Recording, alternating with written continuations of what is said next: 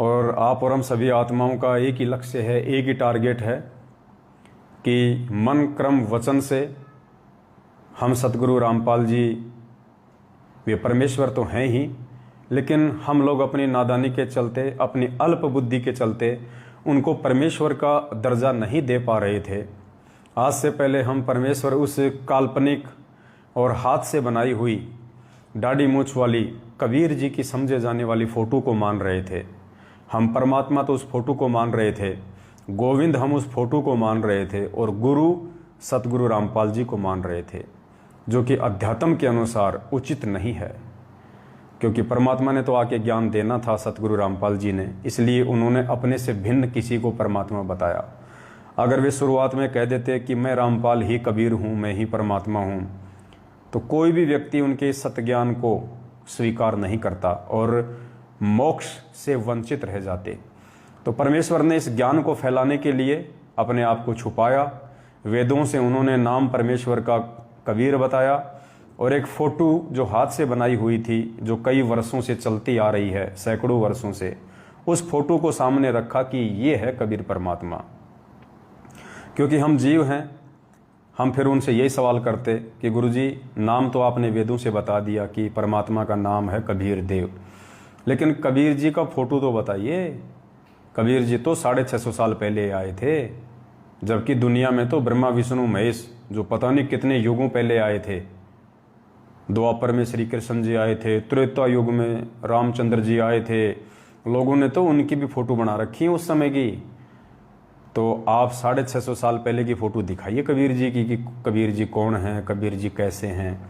इसलिए गुरुदेव ने इन देवी देवताओं से और ये शास्त्र विधि को त्याग के जो मनमाना आचरण, नकली धर्मगुरुओं ने, संतों ने जो समाज में प्रचलित कर रखा है, गीता को पढ़ के, वेदों को पढ़ के निष्कर्ष उनको निकालना आया नहीं, क्योंकि तत्वदर्शी संत के अलावा कोई इन शास्त्रों का निष्कर्ष निकाल नहीं सकता।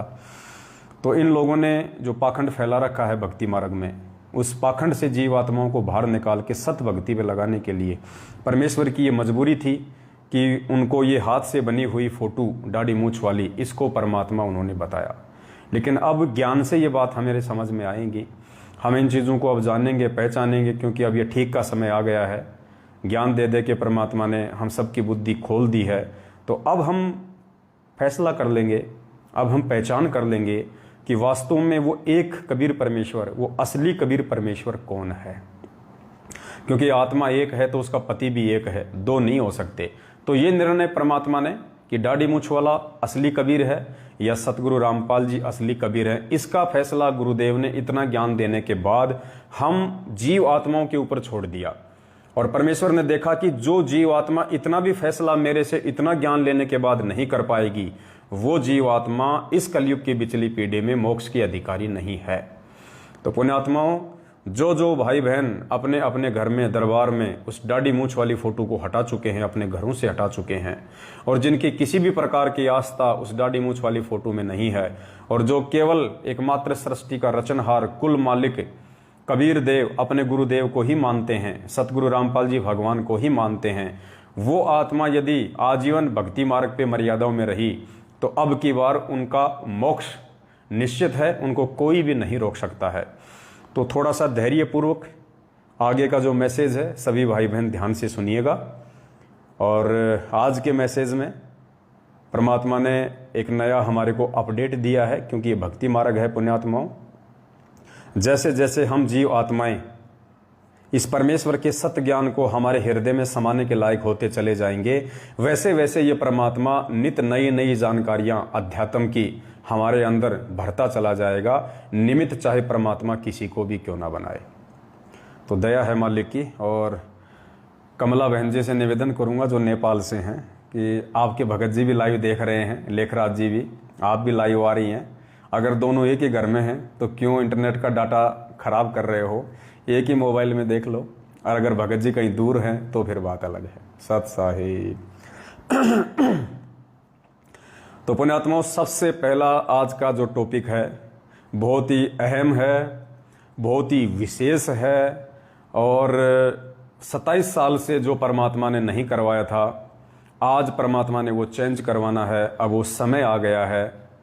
तो दास आपको बताना चाहेगा कि आज का सबसे पहला अपडेट क्या है। आज का सबसे पहला अपडेट है ये मंत्र कार्ड है।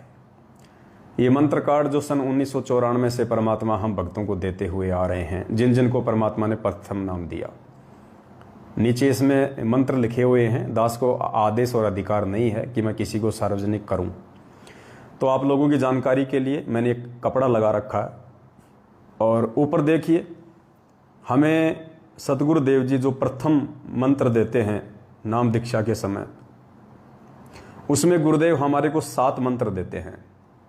और ये जो फोटो है जिसमें सबसे ऊपर दाढ़ी मूछ वाली है और नीचे सतगुरु रामपाल जी भगवान की है, इसके नीचे जो प्रथम मंत्र आता है उस मंत्र की ये फोटो है। और जब हमने भक्ति बोध से, जब परमात्मा ने दया करी, सद्बुद्धि दी गुरुदेव भगवान ने, और जब हमने ये भक्ति बोध छपवाई और भक्ति बोध में हमने सिर्फ और सिर्फ अपने पूज्य गुरुदेव सतगुरु रामपाल जी भगवान का ही एकमात्र फोटो लगाया। हमने वो दाढ़ी मूछ वाले कबीर जी का फोटो भी हटा दिया, हमने आदरणीय गरीबदास जी का भी फोटो हटा दिया, हमने आदरणीय रामदेवानंद जी का भी फोटो हटा दिया।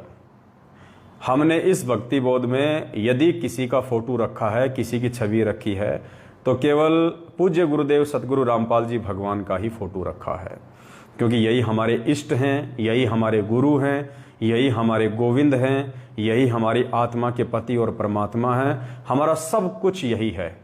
परमात्मा कहते हैं तुम साहिब, तुम संत हो, तुम सतगुरु, तुम हंस, यानी सब कुछ परमेश्वर को ही बता दिया कि सारी भूमिका ये परमात्मा स्वयं ही करता है कि तुम साहिब, तुम संत हो, तुम सतगुरु, तुम हंस, और गरीबदास तेरे रूप बिना और न दूजा अंश। गरीबदास जी कह रहे हैं कि हे परमात्मा, आप खुद ही साहिब हैं जो सतलोक में बैठे हुए हैं, आप खुद ही संत की भूमिका करते हैं, आप खुद ही सतगुरु बनते हैं, और आप खुद ही एक अच्छे भगत यानी हंस की भूमिका करते हैं। आपके अलावा ये रोल अन्य कोई भी करने में समर्थ नहीं है।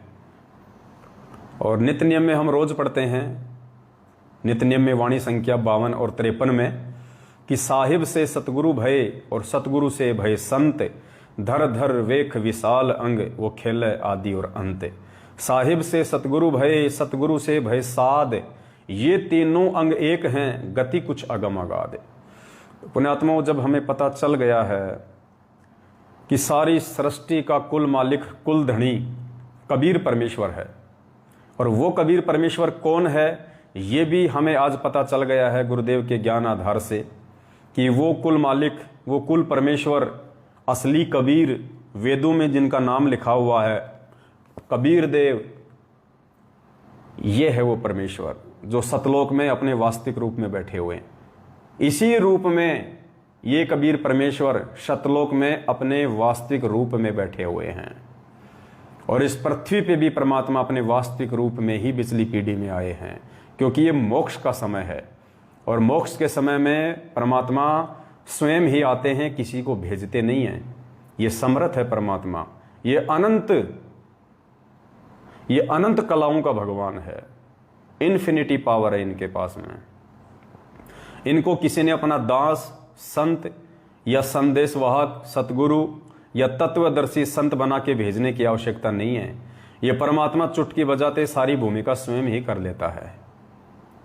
तो आज परमेश्वर ने हमें सद्बुद्धि दी, और मालिक ने इतना ज्ञान देने के बाद फिर हमारे को समझाया कि जब तक तुम अपने वक्त गुरु को, जिनसे तुमने नाम दीक्षा ली है मोक्ष के लिए, जब तक तुम अपने उस वक्त गुरु को पूर्ण परमात्मा के रूप में स्वीकार नहीं करोगे, मन, कर्म, वचन, दिल और दिमाग से, तब तक तुम मोक्ष प्राप्त नहीं कर सकते। चाहे तुम कितनी ही मर्यादा में रह लो, तुम कितनी ही भक्ति कर लो, कितने ही सत्संग सुन लो, कितने ही अच्छे भगत बन लो। इस कलयुग की बिचली पीढ़ी में जो 4 युगों के बाद केवल ये थोड़ा सा समय मिलता हमारे को, थोड़ा सा समय, कब तक? जब तक हमारे वक्त गुरु सतगुरु रामपाल जी भगवान इस पृथ्वी पे शरीर रूप में हैं, तब तक। यानी चारों जो कलयुग हैं वो परमेश्वर ने बताया कि 40,20,000 वर्ष का होता है। सतयुग, त्रेता, द्वापर और कलयुग, इन चारों युगों की आयु 40,20,000 वर्ष होती है। और इन 40,20,000 वर्षों में जो मोक्ष का समय होता है, मुक्ति का समय होता है, मोक्ष का, वो कितना अंश मात्र।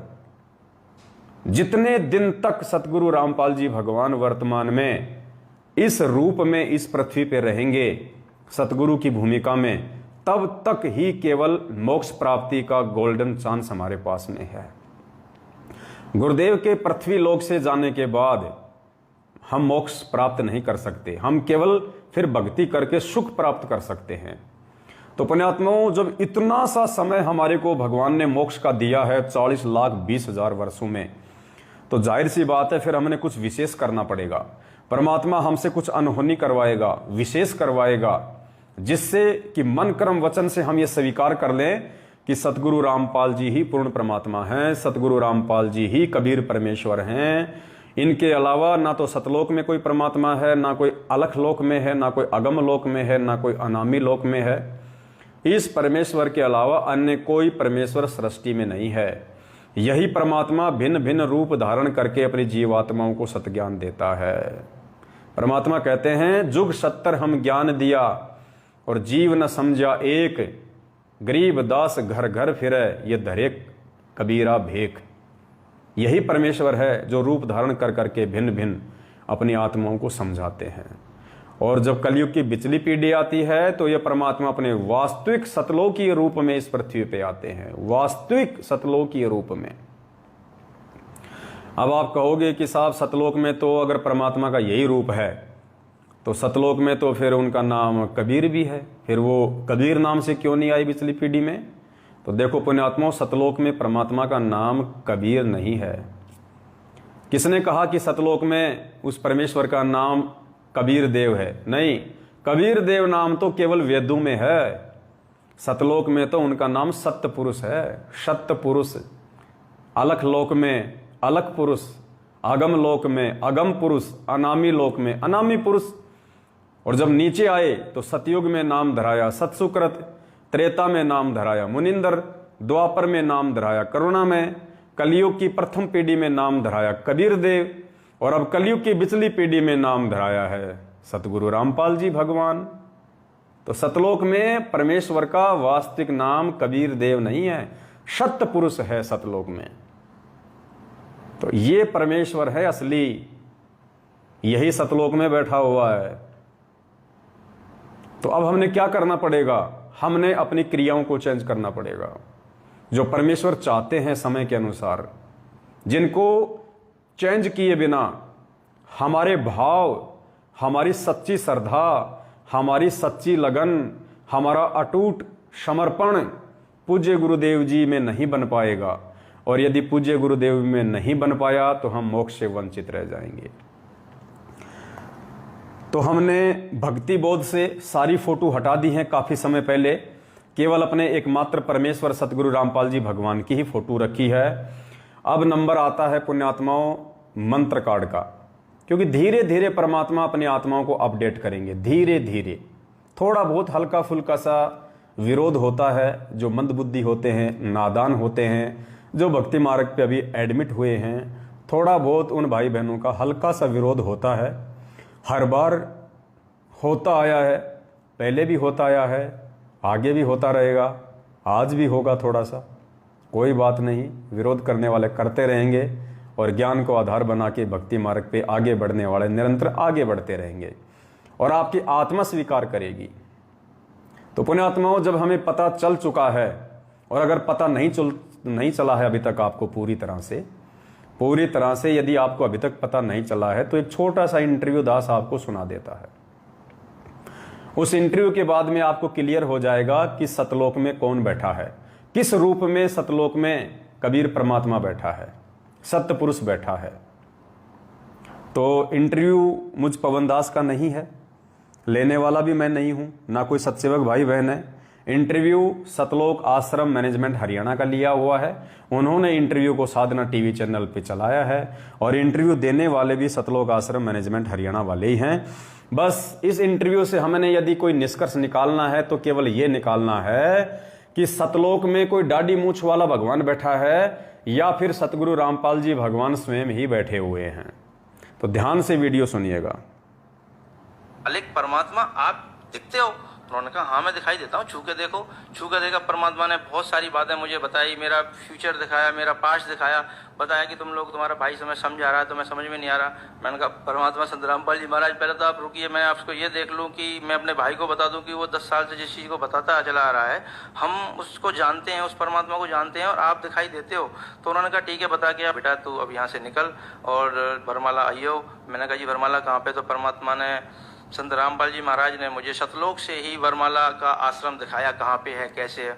मैं रोने लगा कि मालिक अब तो यहीं रख लो, अब यहाँ से जाने का तो दिल ही नहीं कर रहा है, यहाँ तो बड़ा अच्छा लग रहा है।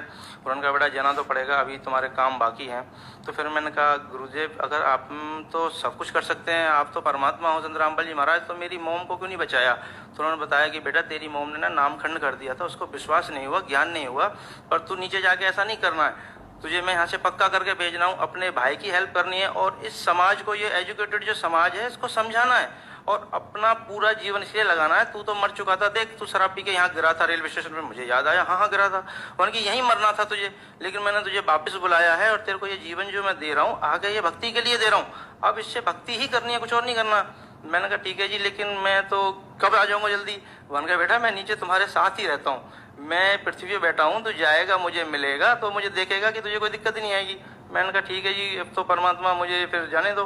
परमात्मा ने मुझे वापस लाया, मैं अपनी माँ के 12-13 जितने भी करने थे वो किए। जैसे ही माँ के 12 बजे मैं वहाँ से निकल लिया। सतलोक आश्रम वरवाला के लिए जब मैं निकला, वरवाला के रेलवे स्टेशन पर पैर रखा तो लगा कि मैं परमात्मा की संत रामपाल जी महाराज शरण में आ गया।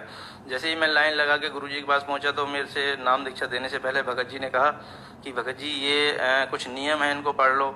मैंने कहा भगत जी कैसी बातें कर रहे हो आप? संत रामपाल जी महाराज परमात्मा से मिलने के लिए अगर 1 लाख नियम भी होते तो मुझे मंजूर है, ये तो छोटे मोटे नियम है, शराब छोड़ दो, गुटखा छोड़ दो, मांस छोड़ दो और ये देना लेना छोड़ दो, ये तो सारे नियम समाज को बिगाड़ने वाले हैं। अच्छे नियम जो हैं वो परमात्मा के पास है और मुझे संत रामपाल जी महाराज से नाम दीक्षा ही लेने के लिए मैं इतनी दूर से आया हूँ।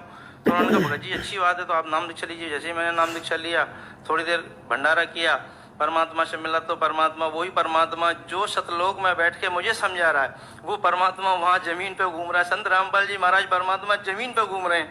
मैंने सोचा यहाँ सबको शायद पता नहीं है परमात्मा के बारे में, तो गुरुजी जैसे आए कह रहे हाँ भाई आ गया। मैंने कहा परमात्मा संत रामपाल जी महाराज आप यहाँ घूम रहे हो? यहाँ तो मैं गुरुजी के पास गया, कान के पास, तो मैंने कहा यहाँ तो किसी को पता ही नहीं है आप परमात्मा हो। कह रहे बेटा यहाँ तो कोई किसी को नहीं पता, लेकिन ज्ञान के द्वारा यहाँ सबको पता चलेगा बेटा, कोई बात नहीं। मैंने कहा तो गुरुदेव ने कहा कि बेटा यहाँ किसी को नहीं पता कि मैं ही सतलोक में बैठा हूँ और मैं ही यहाँ बैठा हूँ, लेकिन अब ज्ञान के द्वारा सबको पता चलेगा। तो पुण्यात्माओं, ये साध संगतियों के माध्यम से अब हमें परमेश्वर की जानकारी हो रही है कि असली कबीर परमात्मा सतगुरु रामपाल जी भगवान हैं, जो अपने निज लोक सतलोक में भी बैठे हुए हैं और इस पृथ्वी लोक पे भी अपने तेज पुंज के शरीर को हल्का करके हम जीव आत्माओं को ज्ञान दे के वापस ले जाने के लिए आए हुए हैं। ये इंटरव्यू हैं जिनसे हमें मालूम हो जाना चाहिए, ये मैनेजमेंट के लिए वो इंटरव्यू हैं, साधना टीवी पे चले हुए इंटरव्यू हैं, किसी को कोई शंका नहीं होनी चाहिए। तो पुण्यात्माओं, जब सतलोक में भी वही परमात्मा बैठा है, जब सतपुरुष भी इसी सतगुरु रामपाल जी भगवान का नाम है, कबीर भी इसी का नाम है, सतपुरुष भी इसी का नाम है, गोविंद भी इसी का नाम है, तो मंत्र कार्ड में सबसे पहला जो मंत्र है ऊपर ही ऊपर का, और वहां पे लिखा हुआ है गोविंद गुरु, यानी सबसे पहला जो मंत्र है वो गोविंद गुरु का है। तो परमेश्वर कहते हैं कि गुरु गोविंद कर जानिए। देखो क्या कह रहे हैं हमें गुरुदेव अपनी वाणी में, क्या कह रहे हैं? गुरु को ही गोविंद कर जानिए, यानी गुरु को ही गोविंद मानो, गुरु को ही भगवान मानो। गुरु गोविंद कर जानिए और रहिए शब्द समाए, मिले तो दंडवत बंदगी नहीं पल पल ध्यान लगाए। जब गुरुजी ने हमें इस वाणी के माध्यम से आदेश दे दिया है कि गुरु को ही गोविंद कर जानिए, तो फिर ये ऊपर से जो नकली गोविंद है, दाढ़ी मूंछ वाली जो फोटो है, हाथ से बनाई हुई जो काल्पनिक फोटो है, फिर हमने अब इसको हटा देना चाहिए। गुरुजी ने ये कार्ड क्यों छपवाया, दोनों फोटो क्यों छपवाई, 27 साल से गुरुजी ने इस फोटो को क्यों नहीं हटाया, ये आप लोग अच्छे से जान चुके हैं। परमात्मा की मजबूरी थी और ये जरूरी था हम लोगों को इस स्तर पर पहुंचाने के लिए कि एक दिन हम खुद ही ये निर्णय कर लें कि वो असली गोविंद कौन है। तो परमेश्वर की वाणी कह रही है कि गुरु को गोविंद कर जानिए और रहिए शब्द समाए। तो आदेश हो गया पूज्य गुरुदेव जी का। अब जो नालायक पूज्य गुरुदेव जी के आदेश की पालना नहीं करेगा वो तो नरक में जाएगा, क्योंकि परमात्मा कहते हैं गुरु और गोविंद दो नहीं भाई, जो दो समझेगा वो दोजक में जाई, वो नरक में जाएगा। ये भी परमात्मा की वाणी है। तो भाई हमने तो नरक में जाना नहीं है, इसलिए आज के बाद 27 साल के बाद पहली बार परमपिता परमेश्वर सतगुरु रामपाल जी भगवान के आशीर्वाद से जिस प्रकार भक्ति बोध से केवल एक अपने पूज्य गुरुदेव जी की फोटो ही हमने रखी है और बाकी सभी फोटोओं को हटा दिया गया है, ठीक इसी प्रकार ये जो मंत्र कार्ड है अब आगे से परमात्मा सत्सेवकों पे दया करेंगे। जो नए मंत्र कार्ड हम छपवाएंगे, आज से पहले तो हमने कभी छपवाए नहीं। अब चूंकि मंत्र कार्ड की जरूरत इसलिए पड़ गई क्योंकि काफी संख्या में प्रथम नाम ले लेके सतलोक आश्रम मैनेजमेंट हरियाणा से और उसके बाद सत्सेवकों के वीडियो देख देख के भाई लोग साथ संगति से जुड़ रहे हैं। तो उन भाई बहनों को केवल एक परमेश्वर के ही पीछे लगाना है। अगर दो देखेंगे तो आस्था दो में रहेगी, यहाँ गुरु यहाँ गोविंद। वो नीचे वाले को तो समझेंगे गुरु, ऊपर वाले को समझेंगे गोविंद। अगर वो इस प्रकार से दोनों को अलग अलग समझते रहे तो वो तो नरक में जाएंगे, क्योंकि गुरु गोविंद दो नहीं भाई, और जो दो समझेगा वो दोजक में जाए। अगर दो फोटो देखेंगे तो दोनों में भाव बनेंगे, दोनों में भाव बनेंगे तो हम दोजक में जाएंगे, नरक में जाएंगे। तो आज के बाद सत्सेवकों के माध्यम से परमात्मा जो नए मंत्र कार्ड छपवाने जा रहे हैं, उन सभी मंत्र कार्ड में केवल पूज्य गुरुदेव असली कबीर सतगुरु रामपाल जी भगवान का अकेले का ही फोटो होगा, अकेले का ही यहाँ पे स्वरूप होगा, क्योंकि यही सतपुरुष है, यही गोविंद है, यही कबीर परमात्मा है। उसके बाद में नीचे नीचे एक मंत्र आता है, उस मंत्र में फिर ये वाली फोटो आती है, ये भी। तो यहां भी सतगुरु रामपाल जी भगवान की ही फोटो लगेगी, क्योंकि सतपुरुष भी यही है, सतपुरुष भी यही है, अकाल मूर्त भी यही है, सतलोक का राजा भी यही है, गुरु भी यही है, गोविंद भी यही है। तो सबसे ऊपर केवल अकेले गुरुदेव की फोटो होगी और सबसे नीचे नीचे का जो मंत्र है उसकी जगह दाढ़ी मूछ वाली फोटो को हटा के पूज्य गुरुदेव सतगुरु रामपाल जी भगवान का ही फोटो लगेगा। क्योंकि जब तक हम गुरु जी को गुरु और गोविंद किसी और को मानते रहेंगे, सत्य पुरुष किसी और को मानते रहेंगे, कबीर परमात्मा किसी और को मानते रहेंगे, पुण्यात्माओं हमारी आत्मा का जो ठहराव है, जो टिकाव है, वो एक पे नहीं हो पाएगा, गुरुदेव के चरणों में नहीं हो पाएगा। और अब ये समय आ गया है परमेश्वर के आशीर्वाद से, अति शीघ्र हम लोगों ने तन मन और मन कर्म और वचन से अपने गुरुदेव को ही कबीर परमेश्वर के रूप में स्वीकार कर लेना चाहिए। और आगामी 8 सितंबर को पूज्य गुरुदेव जी का प्रकट दिवस आ रहा है। सभी भाई बहनों ने अपने अपने घरों पे ही मनाना है, अपने अपने घर पे ही। जिस भाई के घर में ज्यादा विरोध है, जो नहीं मना सकता है, वो अगर आवश्यक समझे तो आसपास यदि उसके कोई भगत भाई बहन है तो वहां चला जाए, लेकिन साध संगति के रूप में नहीं मनाना, 10, 20, 50 को इकट्ठा करके नहीं मनाना बिल्कुल भी। सब ने अपने अपने घरों पे मनाना है। जो अपने घर पे नहीं मना सकता किसी कारणवश, केवल वही आत्मा किसी दूसरे भगत के घर पे जाए, अन्यथा कोशिश करो, संघर्ष करो, अपने घर पे मनाओ। आज नहीं मनाओगे तो कौन से दिन मनाओगे? अब भी संघर्ष नहीं करोगे तो कौन से दिन करोगे भाई? तो सबसे पहले तो एक जानकारी आप सभी भाई बहनों को देनी थी, अपडेट देना था ये, कि आगामी समय में जो मंत्र कार्ड सत्सेवकों की तरफ से छपवाए जाएंगे भगत समाज के लिए, वो केवल अपने गुरुदेव की फोटो के साथ ही छपवाए जाएंगे। बाकी जो मंत्र हैं देवी देवताओं के, उनकी फोटो ऐसी की ऐसी रहेगी, हमें कोई लेना देना नहीं है उनसे।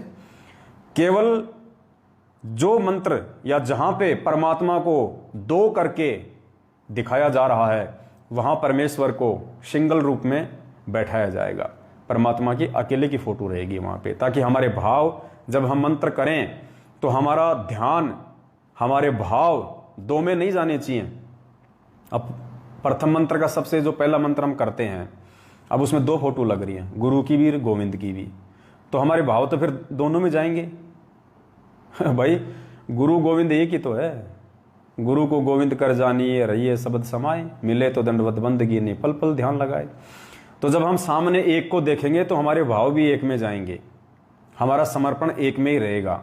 और यही चाहते हैं गुरुदेव कि इन आत्माओं को अब समझ में आ जाना चाहिए कि ये ज्ञान कोई जीव नहीं दे सकता। ये तत्व ज्ञान 27 वर्षों से अनमोल सत्संग कोई किस ब्रह्मांड का जीव नहीं दे सकता, कोई प्राणी नहीं दे सकता, ये परमात्मा स्वयं ही आके देते हैं।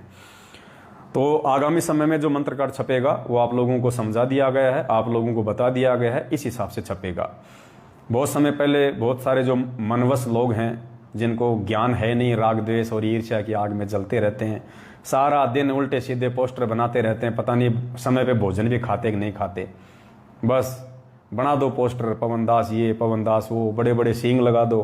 अरे कोई बात नहीं भाई, कभी किसी न किसी जन्म में तो सींग लगे ही हमारे, आज नहीं तो कभी कभी पहले लगे होंगे। गधे कुत्ते थे, गधे के भी नहीं होते, कुत्ते के भी नहीं होते, मैं तो गलत बोल गया। जब किसी जन्म में मैं बैल था, गाय थी, गाय के होते हैं सींग, हाँ गाय के तो होते हैं। जब किसी जन्म में बैल था, कोई बात नहीं, उस समय सींग थे मेरे, आज तुम लगा रहे हो तो क्या फर्क पड़ रहा है। तो वो भी हमारे भाई हैं, थोड़े से नादान हैं, और हम तो परमात्मा से प्रार्थना करते हैं कि परमात्मा उनको भी सद्बुद्धि दो ताकि आने वाले समय में अकाल मौत का शिकार ना हो। बाकी तो उनके अपने संस्कार हैं। चलो छोड़ो, खैर कोई बात नहीं। विरोध करने वाले तो आपको भगवान के भी मिलेंगे।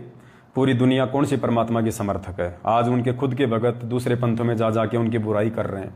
तो यहाँ तो ऐसा ही है, जो यहाँ पे सच्चाई का प्रचार करेगा उसके साथ ऐसा ही होता है।